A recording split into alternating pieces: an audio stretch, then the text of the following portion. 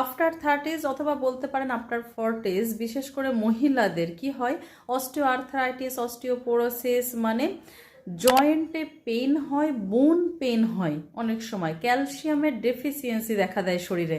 তো তাদের জন্য আজকে একটা খুব সুন্দর রেসিপি আমি বলবো, যেটা রেগুলার আপনারা দুধের সাথে মিশিয়ে খেতে পারেন অথবা এমনিও 1 চামচ খেয়ে নিতে পারেন। যাদের ডায়াবেটিস নেই তারা গুড়ের সাথে মিশিয়ে নাড়ু বানিয়েও রেখে দিতে পারেন। তাতে কি হবে, ক্যালসিয়ামের ডেফিসিয়েন্সি পূরণ হবে, এনার্জি পাবে, হাড় মজবুত হবে। কি সেটা চলুন দেখে নিই।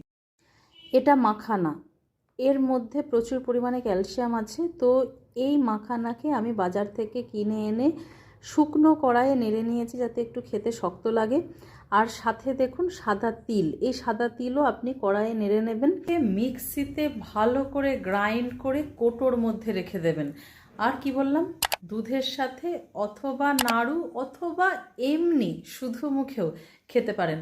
ভালো থাকুন, সুস্থ থাকুন, আর শেয়ার করুন এই ভিডিওটা। তার কারণ হলো যে আমাদের এখনকার দিনে অনেক বাচ্চা মেয়েদেরই ক্যালসিয়ামের ডেফিসিয়েন্সি শুরু হয়ে যায়, আর বড়দের কথা তো ছেড়েই দিলাম। Thank you.